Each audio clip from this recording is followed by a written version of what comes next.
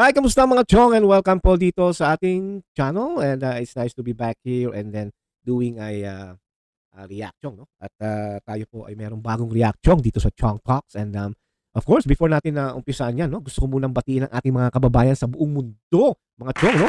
At talagang sila po ang ating dahilan kaya tayo nandito, nagre-react para malaman nila kung anong gusto nating sabihin, okay? At syempre po ang ating pong overseas Filipino workers.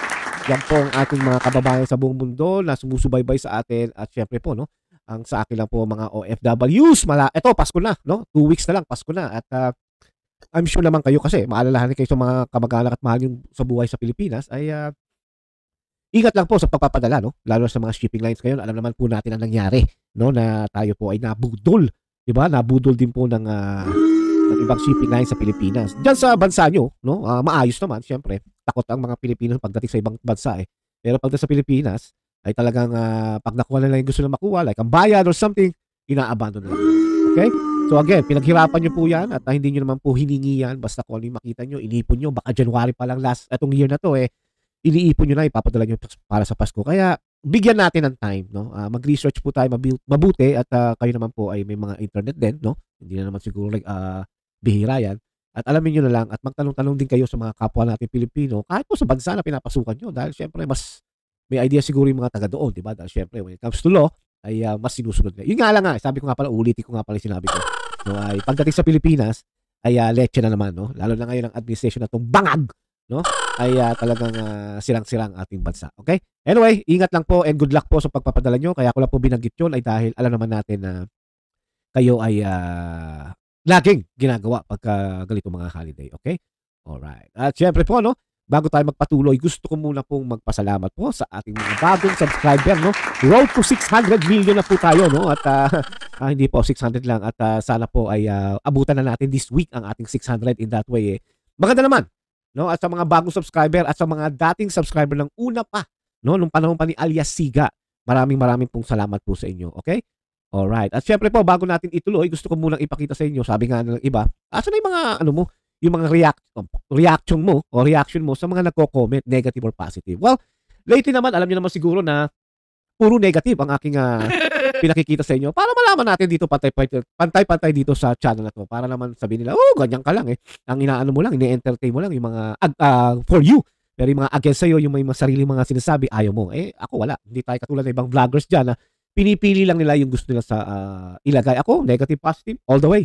No? Kasi, ano yan freedom of speech, no? Freedom of writing a comment. No? Kaya lang, yung ibang magko-comment, kung galit kayo sa akin dahil kay Duterte, ay ilagay nyo lang sa isang comment, hindi yung sunod-sunod na comment na katulad ng dati. No? Okay, basahin po natin ang comment ito. Maganda, actually, nung kababasa ko lang din, kaya sinama ko na rito sa aking vlog. Yun. Sabi ni Jackie Dalos, o Jechi Dalos, magandang umaga sa iyo, tanghali o gabi, kung nasan ka man, mabuhay ka, at Merry Christmas. Okay? Pamasko, isang like lang yan. Tama bang ginagawa niya? Ito kasi yung yung huli kong vlog, bago, yung tungkol kay Congressman Zamora, no? Kung saan ay talagang kumakaas na siya para siyang hindi congressman, no? O congresswoman, baka naman sabihin niyo masyado kinano, okay? Tama ba ginagawa niya, bully to? Sino tong congressman na to? Para kahiyaya to. People, pag magboboto tayong mga karapat-dapat, hindi bastos. Di ba? Para professional po ang dating ng Congress. Kasi kawawa ang Kongreso ng Pilipinas natin, mabastos din. Tama naman po to si Mr. Dalos. No? Hindi naman natin nilalahat ang mga congressman sa ating bansa sa Pilipinas. May mga ilan-ilan naman dyan na matino at tumutulong talaga sa kababayan. Kaso nga lang, mas covered ngayon ng mga mainstream media yung mga matatakaw sa pera. Di ba? At alam nyo na yan, tuwad ko, mga per head daw ang bayad dyan, uulitin ko, no? At kung hindi, walang per head, walang call, at saka yung mga young goons, no? Kung saan kasama nga yan si Zamora, no? Ay, ang balita, per head din daw yan para sirain ang ating VP Sara. And sila yung tipong mga congressman na, mga mainit ang kanilang bunganga, no? Kung mainit ang kamay mo sa baril, no? Ito, mga mainit ang bunganga sa contempt, no? Ipapakontempt kita, no? Pag hindi nila nagustuhan yung sagot. Kaya, may mga yan, mga tuwadkom na kunwari good governance, no? Hindi po good governance yan. Kita nyo naman, sinabi na ni VP Sara pag off the mic itong si Chua ay humihingi ng dispensya na pasensya na kayo. Kailangan ng pera sa pang-eleksyon. O, di ba? Yan ang kulay ng mga congressman. Pero yung iba, hindi po. Hindi po sila ganun. Hindi natin nilalahat. Yun nga lang, again, ay mas nauuso sila ngayon ng trending. Kasi nga, pabida kay Tamba. Di ba? Kaya ganyan. Tsaka bastos din eh. Meron ako napanood na isa sa video kung saan nando si VP Sara ay nilapitan niya si Joel Chua at you can tell bastos. Si Hernandez Boldstar no? Lumapit pa. Akala mo naman may isasagot. Yung author nga, hindi mo alam banggit di ba? Kaya wala yan yung mga yan. Hanggang ganito na lang yan. At sa 2025, sana nga mawala mga hayop na yan. Mga demonyo, puro pera at nga lang. Okay, pasensya na po kayo at medyo nakakainito ng ulo. Okay, Mr. Jackie Dalos o Delos. Maraming salamat po sa comment nyo. Ulitin na lang po natin, okay? Already. Palakpakan natin. Okay, syempre, bago tayo magpatuloy, of course, iboto po natin ang ating pong pinakamagaling po na ating Mr. Mark Culeta. Ating pong ginoong future senator na si Rodante Marcoleta. Huwag po natin kalilimutan. Ilagay po natin yan sa balota. Isingle nyo na kaya, no? Para sigurado. Alam nyo kasi, mga chong, ingat kayo dahil marami pong mga survey ngayon na fake. No, kung makikita nyo sa Facebook, akalaan nyo pati ito si Rodante Marcoleta, hindi nila isinasama sa survey. Maniniwala ba kayo mga chong na itong mga nasa survey nung nakita ko sa Facebook, sila Castro nasa top 12? Diba? Are you sure about that mga chong? I-comment nyo nga sa akin. Biro nyo nakita ko, sila Castro, Brosas, no? Espiritu. Diba? Tapos sino pa? Meron pang isa eh. Sabi ko, what the heck, no? Si Abalos ng Iwe. Nasa top 12, maniniwala kayo? Well, kung si Abalos, kung bibili ng boto, daming pera niyan eh. Pero sabihin yung mga Makabayan Black, nasa top 12. Come on guys, pag nanalo to sa Senado, wala na. Wala na ang Senado. Ika nga, salot na yung Congress dahil sa mga yan, isasalot naman nila ang Senado. Nagtatry yung mga yan eh. Alam niyo mga chong, atong mga Makabayan Black na to, nakikichamba lang yan, baka makachamba. Kasi nga katwiran nila, nakakalusot tayo sa Congress. Kasi ang party list, alam niyo yan, di ba? National yan. So parang nakakalusot tayo. Baka dito sa Senado, sa dami nangyayari problema ngayon, takbo tayo, baka malusot. Akala nyo sa Teddy Casino nandun din? Yan ang style ng mga NPA. They're trying na pag alam nilang magulo na ang isang bagay, doon sila pumapasok, baka makapalusot. Hindi nila alam na matalino ang mga Pilipino. Kaya nga panayantira niya kay Sara dahil nga si Sara at kay tatay niya, pinabaksak nila ang NPA. Diba? Kaya galit na galit yung mga yan. Kaya gumagante. Kaya si Tamba, inuuto nila. Uto-uto naman yung Tamba. Diba? Kaya ganyan siya. Diba? Okay, anyway, again, Rodante Marcoleta. At syempre po si Atty. Vic Diaz. Ano ba? Atty. Vic Rodriguez. Ano ba yan? At syempre po ang ating mga PDP senator na sila Bato, sila Go, sila Lambino, sino pa? Basta sa susunod, ilalagay na sa listahan para malaman nyo. Magkaroon kayo ng idea kasi ako yan ang choice ko. Okay? Pero number 1 po itong si Rodante Marcoleta. Okay? Alright. Salamat po. Ay, hindi pa tayo tapos. Okay, lately lang po, no? Nagkaroon po tayo ng mga news trending na ang ating pong kapatid sa religion ng INC, no, kung saan ay sila raw po ay nagbigay ng ng parang announcement na magrarally raw ang INC dahil nga po pabor sila sa sinabi ni President BBM na huwag ituloy ang impeachment kay VP Sara. Yep. Kaya yun ang kanilang point kasi nga medyo nakakalito. Actually, kung napanood nyo rin ang interview ni Senator Escudero, yung waiter ni Lisa Ahas, no? Sabi niya, pagkakaintindi niya raw na dahil ayaw ni BBM ng impeachment, yun daw ang pagkakaintindi. Huwag daw masyadong bibigyan ng dahilan, iibahin daw ang meaning. Kung may utak ko si Escudero, do you think ang INC halimbawa matutuloy ka na ng rally, they will spend their time, effort, energy, di ba, sa kalye, kung hindi rin sila in favor kay VP Sara? The thing is, nung in-interview to si Escudero, napansin ko, parang sinasaywar niya ang reporter. Ang problema sa reporter natin, yung mga nagtatanong, nadadali niya. Kaya nung napanood ko to, na inaano siya ni Escudero, si waiter, no? At sinabi niya na, hindi yan ang pagkakarinig ko. Ito ang sabi, against si BBM na magkaroon ng impeachment kay VP. Hindi po dahil kay VP. Pero, if you're going to ask the Iglesia ni Cristo, they are for Vice President Sara Duterte. Sinasaywal lang kayo ni Escudero kasi nga bugok yan, di ba? Kilay nga eh. Anyway, saka na natin pag-usapan yung nabanggit ko lang, na napanood ko lang yung bago ako mag-start ng vlog. Ay eto nga, ay sinabi ni Bangag, no, na wag nang ituloy ang kanyang ang impeachment, sabi sa Congress. Parang nag-text, di ba? Na-expose yung kanyang text, no? Kaya naman natatawa ko dahil parang pinalalabas nila na bayani itong si Bangag, di ba? Pinapalakpakan pa, no? Pero ibig sabihin, sinabi na nito ni Mama Harlika last year na babanatan nila si VP Sara, and then after that, pipigilan nito ni Budol upang makita ng mga tao at maging bayani siya sa harapan ng Pilipino. Yan ang style nila. Come on, guys. Pinsan ang kanyang, yung Speaker of the House, pinsan. O, yung Senate President, waiter ni Lisa Ahas. Di ba? Ang dali magplano. Ang daling ipakita. Parang movie. Parang Made in Malacanang. No, well, ang Made in Malacanang, totoo yun. But anyway, itong tao to, ay sinabi niya na wag na ituloy kasi nga, wala naman daw mangyayari sa Pilipinas. Masasayang lang oras ng binabayad natin mga Pilipino sa taxes na, by the way, no? PhilHealth, zero balance, man, no? Isa na naman topic yan. But anyway, ito nga, gusto niya maging bayani at makita naman niya na siya naman ay gumagana pa naman, di ba? But anyway, panoorin po natin yung sinabi ng ganang mamamayan ng INC, no? Ito po yung matagal na sinabi, hindi ko lang kung ilang araw na to, pero pakinggan lang po natin yung sinabi ng ating taga-INC, yung ganang mamayan. Okay? Here we go. Tumanggap po ng bilin bilang mga kaanib po sa Iglesia ni Cristo at sa atin mga kababayan. Ano, ha? Dahil po dyan, mga kababayan at mga kapatid sa Iglesia, ang mga kapatid po sa Iglesia ay naghahanda, Nelson. Ulitin ko po ha, ang mga kapatid po sa Iglesia ay naghahanda na magsagawa po ng rally. Gusto mo, sir? Diba? Po ng rally, ha?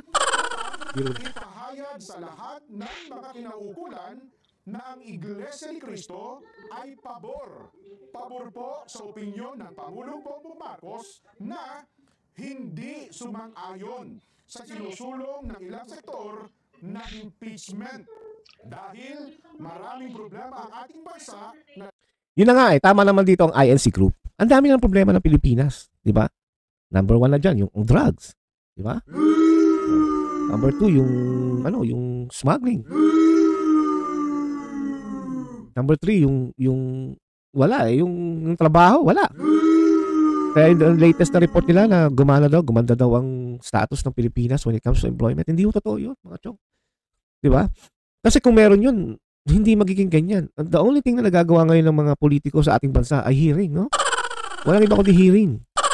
Ngayon, pag meron nabubuking na ibang congressman o si Bangag o yung asawa o yung pinsan, pag merong mga lumalabas na trending o totoong news, ang balat agad nila si Sara Duterte. No, kaya itong sinabi ni INC ay talagang sa akin, dapat lang. Kasi you're just wasting your time to impeach the person. No, wala ka lang katuturan, walang ebidensya. Nakinig ka sa convicted pa. No? Sino ba yung mga yan? Oh, ang mahirap kasi, si Tamba. No? Tuloy natin. Dapat pong unahin ng ating pamahalaan.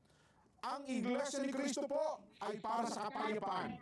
Ayaw natin, no? Ayaw po natin sa anumang uri ng kaguluhan na manggagaling sa kanino mang panig. Yun! Ngayon pa lamang po, mga kababayan, ay nag-organisa na po ang mga lokal sa buong iglesia para magkaroon ng mga malaking pagtitipon. Yun! Para ipakita po at ipahayag, ito po binabanggit namin, na pabor kami sa opinyon ng Pangulong Bongbong Marcos. Ako din! No to impeachment. Ang problema ng bansa, hindi ba? Ang dapat po nating unahin, ang problema ng bansa na mas malaki. Yun, maraming salamat po sa ganang mamamayan, no? At palakpan po natin yan. Panoorin natin yan, no? Sa Net 125. Ganang mamayan. Maganda po kanila. Lalo na pag nandiyan ang aking idol, si Rodante Marcoleta, ang aking future senator, no, mga chong. Okay? Yan po ang sinabi nila, yan po ang kanilang announcement, no? Hindi naman mag-ano, kasi INC mismo yung mga yan, no? Lalo na Net 25. Ay hindi naman mag-announce na kung hindi to. Pero ngayon ay dahil diyan ay nag-rek agad to, no? Itong mga congressman, yung mga buhaya, at saka ito. Alam niyo mga chong, marami sa mga congressman sinabing they're in favor naman na kung ano yung sinabi ng INC and they respect it, di ba? So siguro sabi nila natakot daw or nag-alala. Lalo ng iba dyan, humihingi rin ng endorsement sa INC. No? So, it's all about the politics and then gamitan lang. Pero, sabi nga nila na they are trying to, parang, they will talk about it, no? And, sinabi na rin itong si Tamba na na-receive niya and they respect that. The only thing lang na nakakatawa is nung in-interview ang isa sa mga buhaya o sa mga walang ulo, no? Ay, sabi nga ng isang ito, wala naman daw silang natanggap, kaya humalaklak na naman, di ba? Yan. Yan po. Parang nung in-interview yung isang congressman, ito yata tsaka yung isa ay sinasabi na wala naman kami natanggap eh. Diba? Parang, ba't hindi siya tumakbo? That's the way it is. Wala na. But anyway, kaya ko lang, ibig sabihin, yan ang sinasabi ng mga youngguns, yung mga tuwad ko na hindi naman namin natanggap, wala kami natanggap o blah blah blah. So we don't know kung saan sinend ni Bangag yung text niya, baka kay Tamba. And may balita pa nga raw, ay para makinig ni Tamba, parang hindi, gusto ko maging presidente. Diba? Parang sabi ni Tamba hindi, gusto kong mawala yan si Sara dahil akong papalit. Dahil si waiter, wala yan, mag-give up yan, di ba? So, yun naman ang mga sali-salitaan ngayon dyan sa Pilipinas kung saan marami nagsasabi at nagbibigay ng opinion at yung isa naman ay mga naririnig at mga puting ahas din daw. Yun. Kaya naman ang masasabi ko lang naman ay sana nga matuloy ang rally ng INC. Kasi may mga nakakausap kong mga INC. Sabi lang hindi rin naman daw sila sigurado. Baka daw hindi na muna matuloy at meron pang ibang INC na nagsasabi na yung iba gusto sumakay, di ba? Yung ibang religious group daw ay parang sumasakay sa kanila, which is para naman sa akin, that's good. No? At least doon makikita mo yung tunay na unity ng mga religious group. Nandiyan ang INC, Jesus Sweet Lord, El Shaddai, Catholic. I don't know about the Catholic daw. No? Pero may mga ibang Katoliko naman daw po ang gusto sumali, pero hindi po lahat. No? Hindi to katulad ng EDSA 1, EDSA 2. Kasi nga, ang Catholic ay may halong mga deal-deal yan eh. Yeah. Hindi yan. Ako, sa tanda ko lang ito mga chong, no? Ang mga Catholic na sumasali sa mga rally, may deal yan. No? Nag-umpisa na yan sa EDSA 1 pa at sa EDSA 2, tapos itong EDSA 3. Sasali kami but I have a deal. Di ba? Kaya it's really sad. No? Ang mga Katoliko ay nagkakaganyan. And well, come to think of it, hindi naman lahat ng Katoliko susunod sa kanila. Kita nyo nga ngayon sa Friday EDSA Shrine, di ba? Mga Katoliko din yun. No? Hindi naman sila sumusunod. But yun nga lang, syempre, the more Catholics, no, it's better. Sa nangyayari ngayon, hindi natin alam kung ito ba ay, alam niyo yun, parang matutuloy pa. Kasi nga, may nagsasabi na baka hindi na matuloy or pinaplano pa, no? At pinag-uusapan pa. We don't know. That's gonna be the INC's side, no? It's gonna be them kung they're gonna push it or they're gonna pull it. Diba? But anyway, kaya kung sasabi po yun, ay this is how it works now in the Philippines. And ang conclusion ko po dito ay they have to have a big religious group, no? Para matauhan ng iba. No?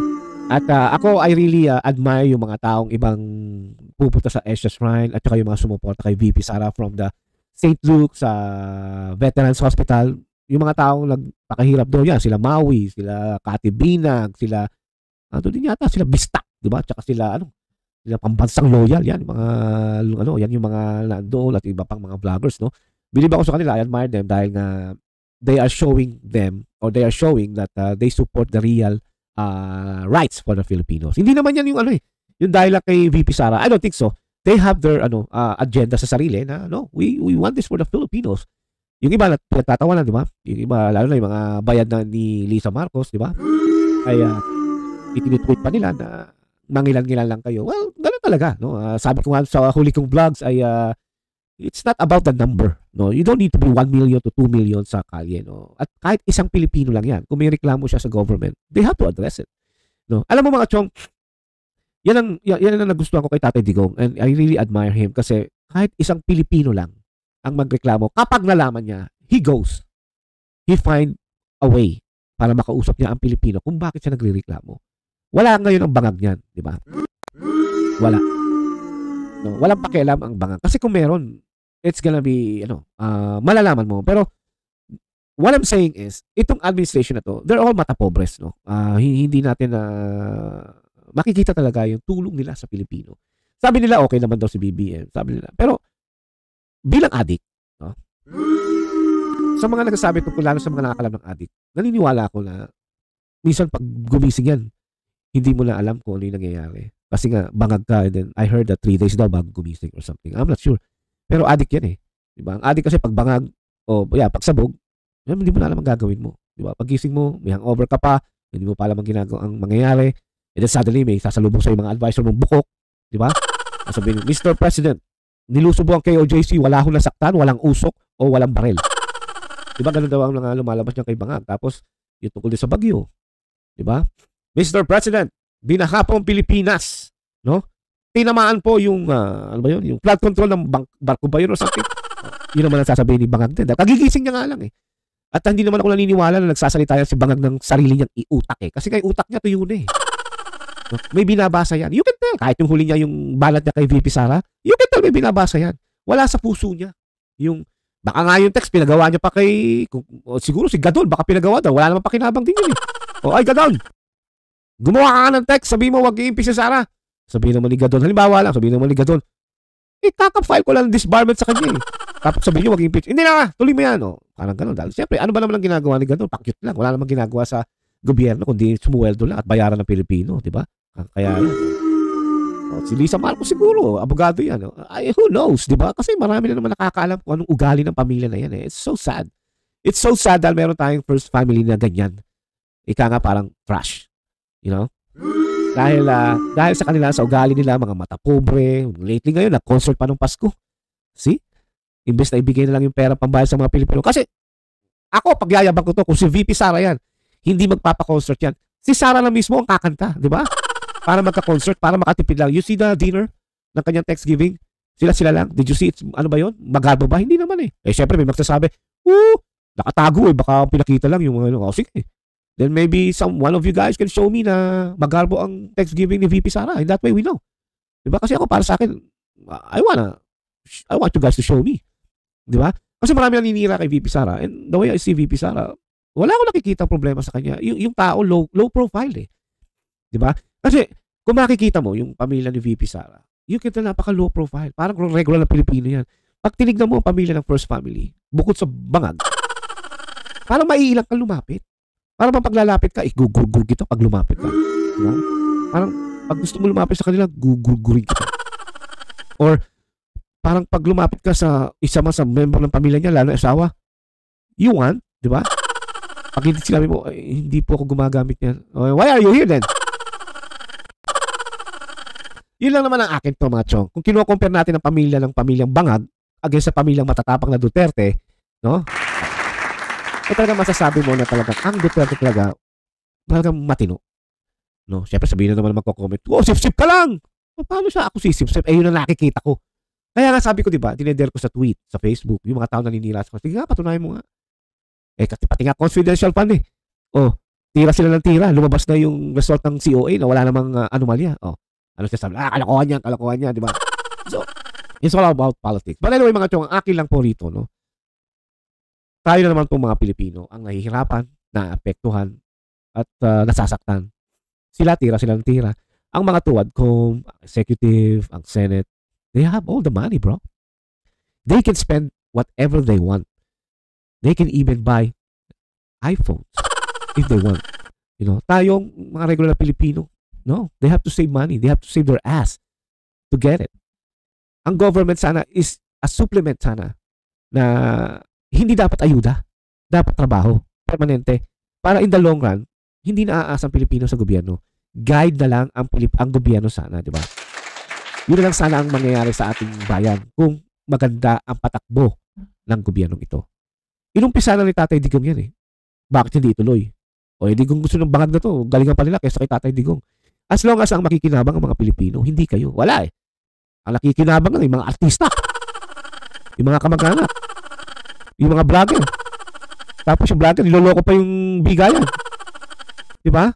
Hindi sa Pilipino. Pero na Pilipino yan eh. Kaya nga nakita ko lang lately, ngayon lang, yung concert ni Bangag sa Palacio. Sabi ko, wow. Pwede naman sila mag-celebrate ng simple lang. Pwede nga sila mag-celebrate na sila lang magkakamag-anak eh.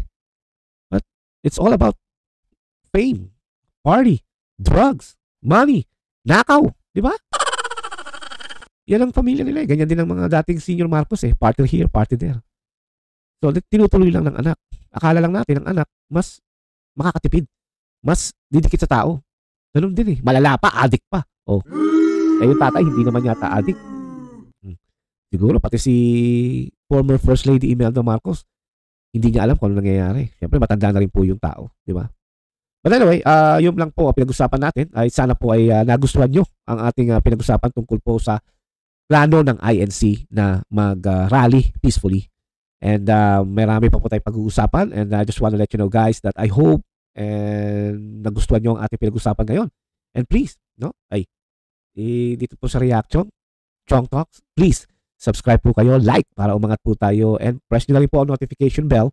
In that way, every time I have a video for you guys, you will be notified. At syempre po yung comment, maganda po mag-comment para may share po natin dito at mai-react po natin. Okay? Alrighty, hanggang dito na lang po, and sana po na ay kayo ay nasa mabuting kalagayan, at sana pa, sabi nga po ng ating Vice President Sara Duterte ay God bless, ingat po kayo, and always pray, no? At syempre po, take care of your health, lalo na ngayon wala tayong PhilHealth, no? At syempre po, sabi ni Ma'am Sara, mahalin natin po ang Pilipinas. Salamat po.